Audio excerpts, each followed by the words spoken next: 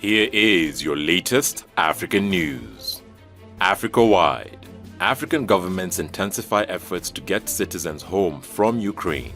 Amid reports of mistreatment and racial profiling of Africans in war-raged Ukraine, countries have intensified efforts to evacuate their nationals from Ukraine. The African Union has urged governments to respect international law and assist all those fleeing from the war in Ukraine after African students raised concerns of discrimination at the border points that some students are happily back with their families, but many remain stranded inside Ukraine and at border points with neighboring Poland. African countries that are repatriating their citizens include Zimbabwe, Kenya, Nigeria, and Tanzania. Africa-wide, end of problem of plastic pollution in sight. Heads of state, ministers of environment and other representatives from 175 nations endorsed a historic resolution at the UN Environment Assembly to end plastic pollution and forge an international legally binding agreement by 2024. The resolution addresses the full life cycle of plastic, including its production, design, and disposal. The agreement will reflect diverse alternatives to address the full life cycle of plastic, the design of reusable and recyclable products and materials, and the need for enhanced international collaboration to facilitate access to technology, capacity building, and scientific and technological cooperation. Plastic production soared from 2 million tons in 1950 to 348 million tons in 2017, becoming a global industry valued at $522.6 billion, and it is expected to double in capacity by 2040. Equatorial Guinea. Authorities compensate victims of the 2021 Bata explosion. Authorities in Equatorial Guinea have compensated 84 families of victims of the explosions of March 7, 2021 in a military camp in Bata that killed 107 people and injured 615, the state television announced. On March 7, 2021, 4 explosions devastated the Nkoan-Toma camp in Bata, the economic capital, and many neighboring residential areas after a fire seized by a poorly controlled burning had set fire to the arsenal and the armory of the military hold. The government released about $1.1 million to the affected and their families. The city of Bata is home to about 800,000 of the 1.4 million inhabitants in the small oil-rich country. Ghana. Ghana signs visa waiver agreements with Qatar, Jamaica, Venezuela, and 5 other countries. In a bid to improve service delivery with regard to passport administration both in Ghana and its mission abroad, the government has signed visa waiver agreements with 8 countries. The countries are Qatar, Jamaica, Suriname, St. Kitts and Nevis, St. Vincent and the Grenadines, Guyana, Venezuela, and Malta. Officials from these countries carrying diplomatic service and official passports will be exempt from applying for visas when entering Ghana and vice versa. This was disclosed in a tweet by the presidency, which also announced the other measures the government had devised to enhance service delivery. The measures include the purchase of generator sets for all 13 passport application centers and the rollout of e-visa application hardware at Ghana's mission abroad and the Ghana Immigration Service. Zimbabwe. Chinese miner spills deadly cyanide into river, sparking environmental disaster. A Chinese-owned gold mine operating without a license near Karoi village in Zimbabwe recently spilled cyanide-laced slimes into Angwe River, killing fish and putting the lives of villagers downstream in danger. The river is rich in diverse aquatic life, which includes fish and crocodile, and support numerous communities along its course. Reports have been coming from concerned villagers who say their lives and that of fauna were under threat following the discharge of cyanide-laden waste into the water body. The incident happened at the D-Trop mine. An EMA report compiled following a visit to the scene corroborated the environmental disaster, and the report established that the mine did not have an emergency spill response strategy, nor did it have the required ferrous sulfate to decontaminate the affected area. The mine was ordered to submit a progress report on cleansing the river and has been closed indefinitely. Angola. South Korean firm plans to build a naval base in Angola. The AKEDA Corporation has declared that a project for the construction of a naval facility in Angola will begin within a year. The statement was made by Chang Si-no, the Secretary General of the South Korean company, following an audience with Angolan President João Lourenço. The $1 billion project, according to Chang Si-no, will focus on the production of small, medium, and large boats. According to the company's management, the meeting with the Angolan head of state served to offer information on the project's progress. Among other things, the development of a naval base is not AKEDA's first endeavor in Angola. In 2020, the company spent roughly $2 million in the construction of an electric plant in Benguela as part of a memorandum signed with the Private Investment and Promotion Agency of Exports, AIPEX. Tunisia. UNESCO approves Djerba Island's application for World Heritage status.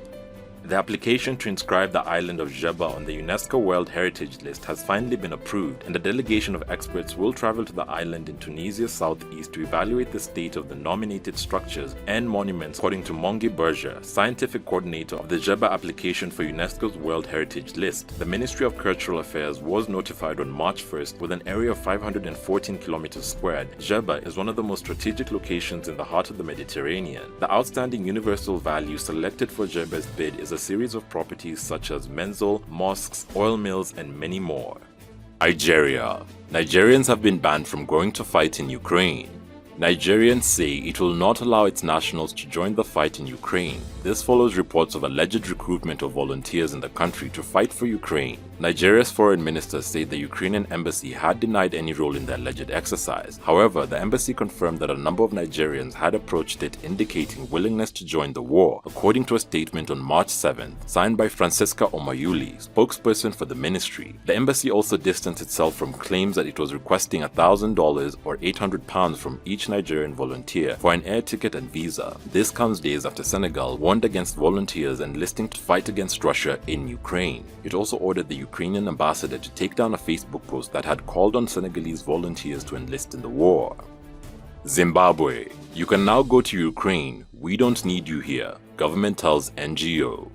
President Emerson Mnangagwa's administration says international non-governmental organizations to stop interfering with the country's internal affairs and to relocate to war-torn Ukraine if they are not happy with the country's law. The government also threatened to shut down most NGO operations. Midlands Provincial Affairs Minister Larry Mavima said NGOs would be deregistered as the government no longer saw their relevance due to their involvement in politics. He told local authorities to deregister non-compliant NGOs. The PVO Amendment Bill, which will amend the PVO Act, is currently being debated in Parliament and is viewed as oppressive as it will criminalize the work of NGOs and give the public service ministers powers to regulate their operation. It will also require them to disclose their sources of funding.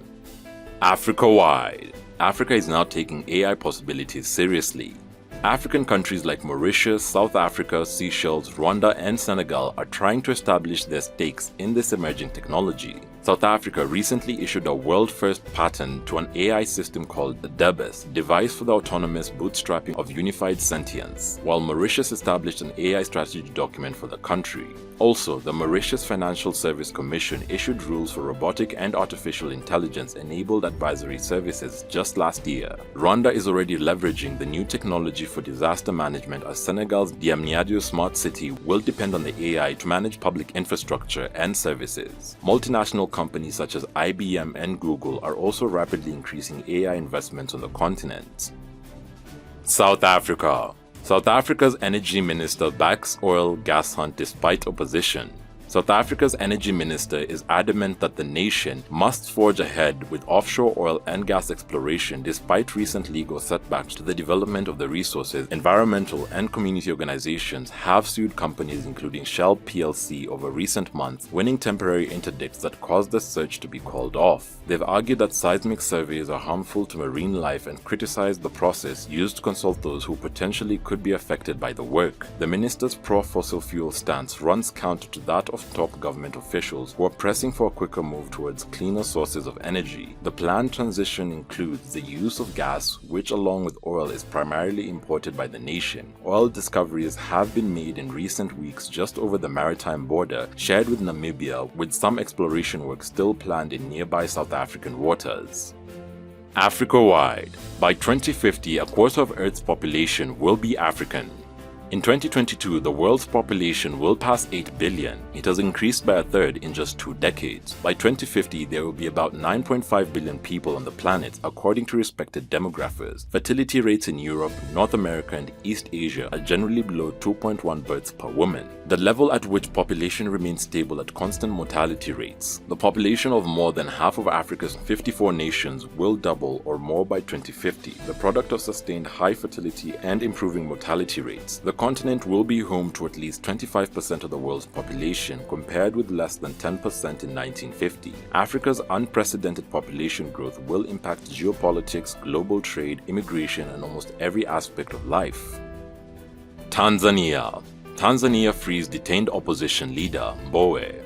Tanzanian opposition leader Freeman Mbowe has been released after prosecutors dropped terrorism charges against him, ending a case that his supporters had branded a government bid to crush dissent. Mbowe, who's the chairman of the Chadema party, was detained last July in the lakeside town of Mwanza, where he was due to attend a conference on proposals for a new constitution. He was charged in court on July 26th in spite of protests from his party members who say the charges were politically motivated. Mbowe's supporters, who had gathered into court to follow the trial, cheered after the decision to drop the charges was announced. His detention and trial had raised questions about President Samia Suluhu Hassan's commitment to greater tolerance for political dissent. South Africa. South African hip-hop artist DJ Dimplez dies.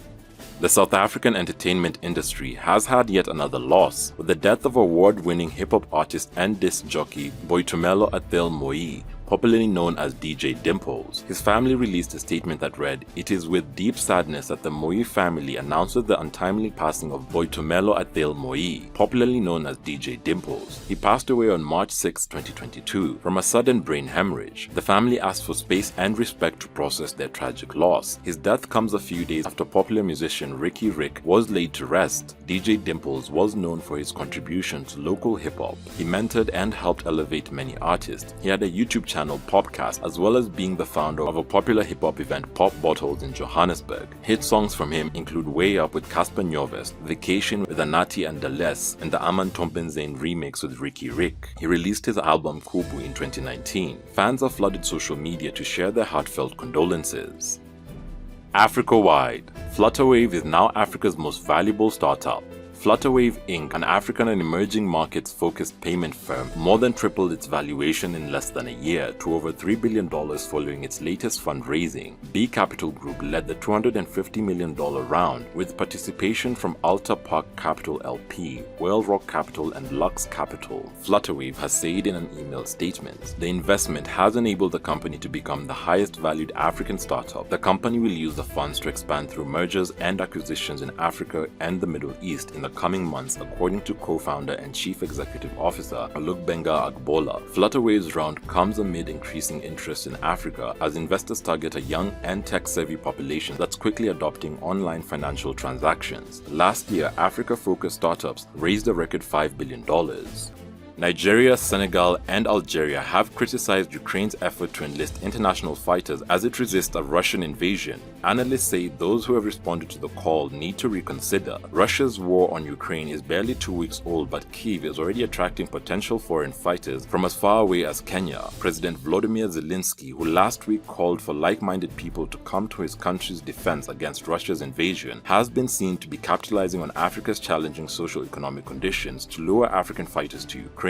The president said the reward could potentially come from being granted Ukrainian citizenship or being provided some form of financial compensation for participating in the conflict on behalf of Ukrainian forces. However, African countries have come out strongly to condemn Ukraine's call for African fighters to join the International Legion against the Russian invasion. Nigeria issued a warning on Twitter to its citizens that it will not tolerate any recruitment of mercenaries to fight alongside Ukrainian forces against Russian troops, while Senegal also expressed its displeasure with Ukraine's government.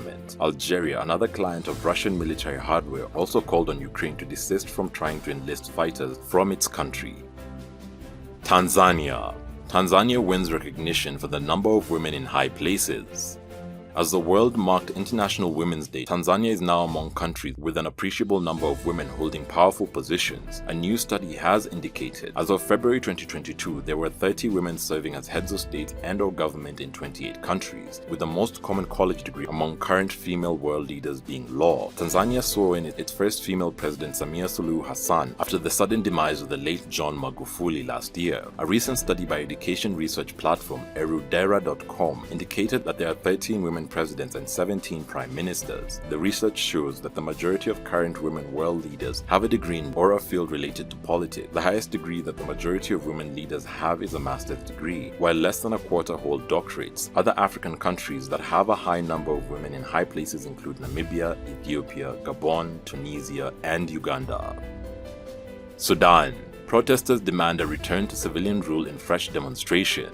Hundreds of protesters took to the streets of the Sudanese capital, Khartoum, denouncing the military coup of last October as security forces fired tear gas canisters toward them. The rally was the latest in a string of protests over the military power grab which removed the civilian-led transitional government. Since then, a political way out of the crisis has not been found. Negotiations under UN envoy have remained unsuccessful. The ruling generals vowed to hand power to an elected government, promising elections next year. But young protesters call for an immediate return of civilian rule. Despite a heavy security crackdown and an apparent lack of progress, demonstrators continue to rally in a country which had taken a winding path to democracy in April 2019 after a popular uprising forced the military to remove long-term leader Omar al-Bashir. Kenya launches toolkit to track financial flows in illegal wildlife trade. Kenya has launched a financial flows toolkit to help track, share information, and seize money involved in illegal wildlife trade. Illegal wildlife trade is the fourth largest organized crime after drugs, people, and counterfeit, costing $23 billion annually. Kenya's Cabinet Secretary for Tourism, Najib, announced this at the Kenya Wildlife Service headquarters in Nairobi, where the launch took place. According to the Worldwide Fund, around 20,000 African elephants are killed by poachers each year, and rhino poaching has soared since 2007, with an average death rate of around 100 rhinos per month. Data from traffic confirms that at least 23.5 tons of pangolins and their parts were trafficked in 2021 alone. The toolkit will help law enforcement and financial institutions such as banks and mobile money service providers to detect and share information with other countries in an effort to address suspicious transactions relating to traffic in wildlife. It will focus mainly on the Africa to Asia route, including global financial centers, in particular the UAE, Hong Kong, and Singapore. Through public-private partnerships and international cooperation, the toolkit is expected to establish a strong foundation of information sharing to fight crime. Namibia. 22 jumbo elephants auctioned to UAE.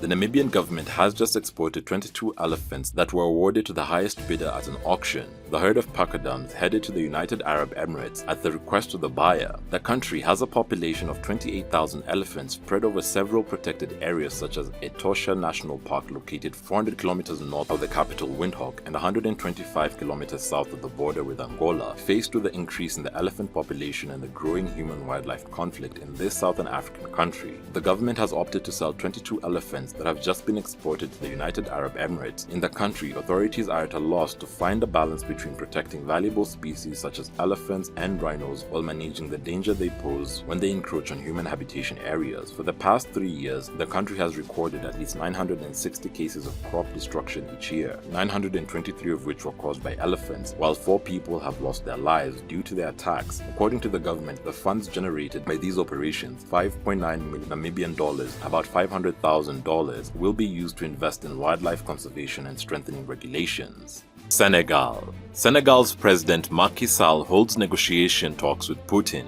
The Senegalese President Macky Sall, who is also the current chairman of the African Union, had a phone conversation with his Russian counterpart Vladimir Putin to seek a lasting ceasefire in Ukraine. The African Union had, in a statement issued on 24 February, called on Russia and any other regional or international actor to imperatively respect international law, territorial integrity, and national sovereignty of Ukraine. He had urged Russia and Ukraine for an immediate ceasefire and the opening of negotiations with the help of the UN. Cameroon women rally to demand more political representation. In Cameroon, thousands of women protested on International Women's Day demanding more political power and government jobs. Women make up more than half of Cameroon's population, but there is not a single woman among the country's top 10 regional governors or council presidents. Thousands of women turned out at the 20th Boulevard in Cameroon's capital, saying that they do not want to be treated as inferior to men any longer. Similar protests took place in towns and villages across Cameroon in both French and English-speaking areas. Kenya. Moderna to set up 60 billion Kenya shilling COVID vaccine plant in Kenya, the first in Africa. Moderna has signed an agreement with Kenya to set up its manufacturing plant in the country, the first in Africa. The announcement was made in a statement by Health Principal Secretary Susan Mochache. President Uhuru in a statement said that he was pleased to partner with Moderna in the establishment of this mRNA manufacturing facility to help prepare the country and sister states on the continent through the African Union to respond to future health crises. Tanzania shares footage of rare albino zebra. Tanzania's Serengeti National Park has shared a post on Instagram showing footage of a rare albino zebra named Dasyata after an area of the Serengeti where the fowl was first seen. The 8-month-old is doing well, the park authorities say. The young animal is thought to be one of the most fully albino zebras ever seen, much paler than others spotted in East Africa. In contrast, a rare polka dot zebra was born in neighboring Kenya nearly 3 years ago. It is thought that zebra had spots instead of stripes because of a melanin disorder, meaning she had an excess of melanin, the dark pigment found in skin. Zimbabwe, country facing nurse shortage after mass exodus to the UK. Health clinics in Zimbabwe are facing a crisis as increasing number of nurses leave the country in search of better prospects. The UK has been on recruitment drive for medical professionals to plug its own staff shortage due to the impact of the pandemic and Brexit. Zimbabwe has long underpaid its public sector workers. Nurses employed by the city council earn slightly more than those working in government hospitals. Cape Verde. Cape Verde and Portugal sign new cooperation deal.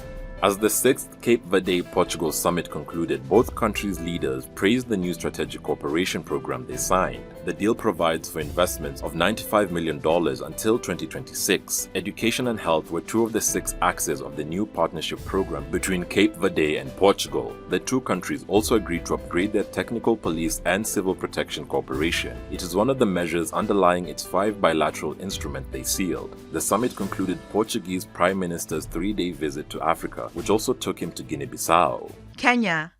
Country orders probe into fire claims against UK troops.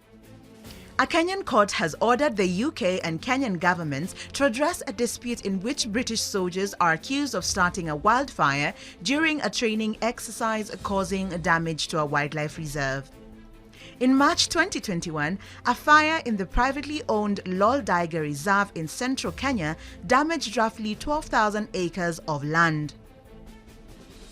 A lobby group and over 1,000 local residents filed an environmental complaint accusing the UK Army of infringing their right to a clean and healthy environment. After the British Army claimed sovereign immunity, the court said it had jurisdiction over the case and ordered that the matter be handled by an intergovernmental liaison committee, which will investigate the claims against the British soldiers and oversee resolution of the dispute. The judge also stated that the UK government will pay compensation to affected residents if British troops are found liable for the claims against them. The British government will also be obliged to restore the damaged environment if the soldiers are found to have been negligent.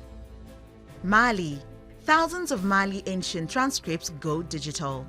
Google has partnered with Mali's traditional leaders to digitize tens of thousands of ancient manuscripts from the city of Timbuktu.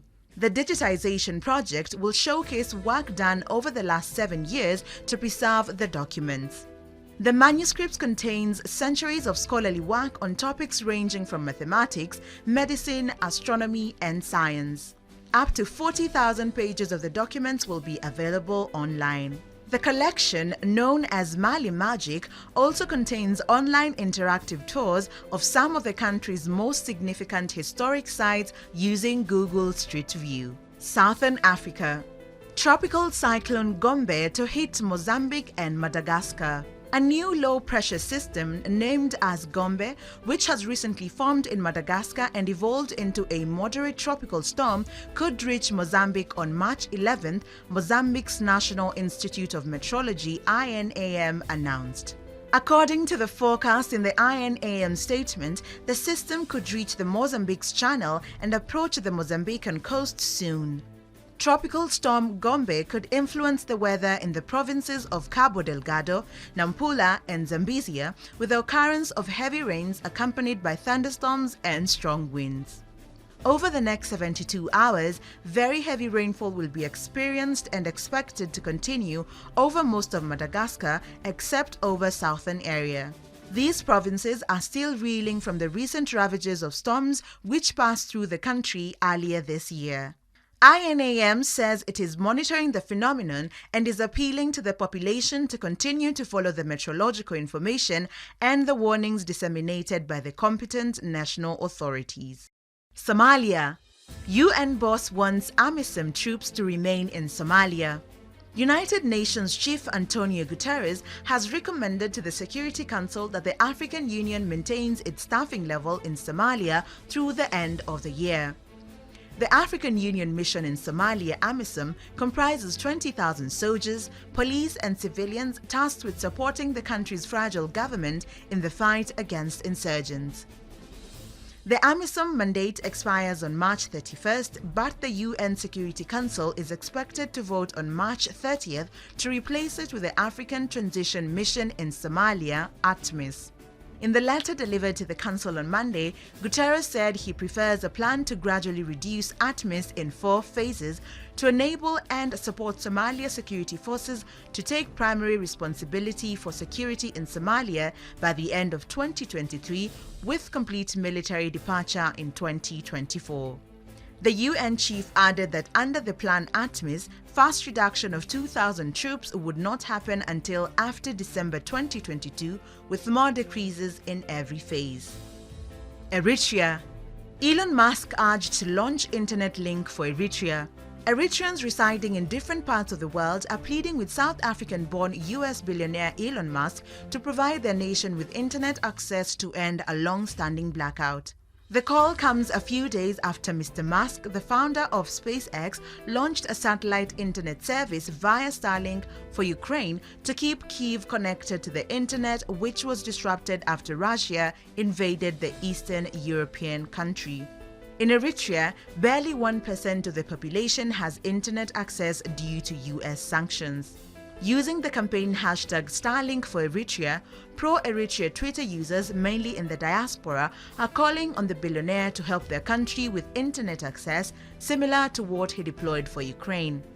Due to devastating sanctions from the West, Eritrea has one of the lowest internet access rates in Africa. A report by the International Telecommunication Union shows that only 1% of the country's estimated population of 3.6 million has access to the internet. Uganda. Government proposes a year in jail for public spitting. The Ugandan government is proposing a law that makes it criminal for individuals found spitting in public, a habit that is deemed to be dangerous to public health. The proposed Public Health Amendment Bill 2021, if passed by Parliament, would impose a 12-month jail term or 150 currency points $800 penalty, or both for the culprits.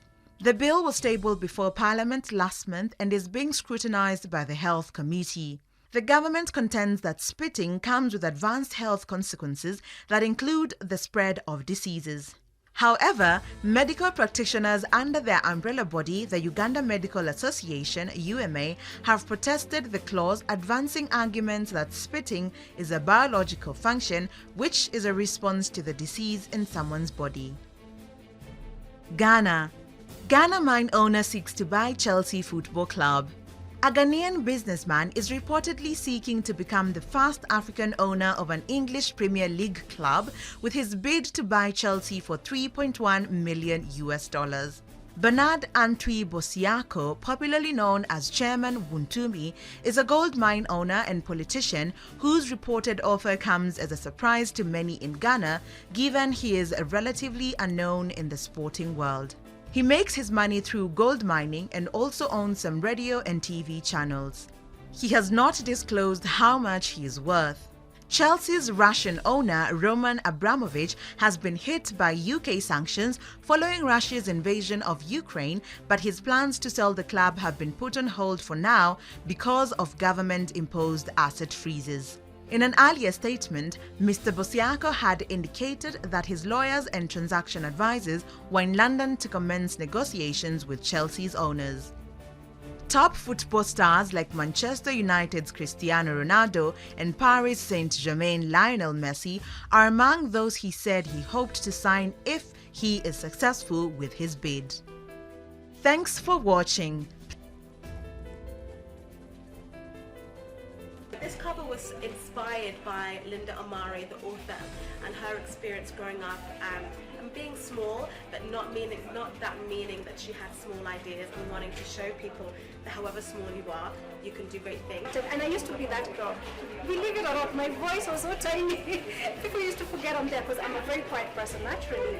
And I could see Maua in me and me in Maua when I was growing up, because I had this imaginative things in my head. I wished to be on print, billboards, and guess what? Many years later, I'm here. And being a mom to these boys just gives me even more motivation to actually show them books like this with colored children like them,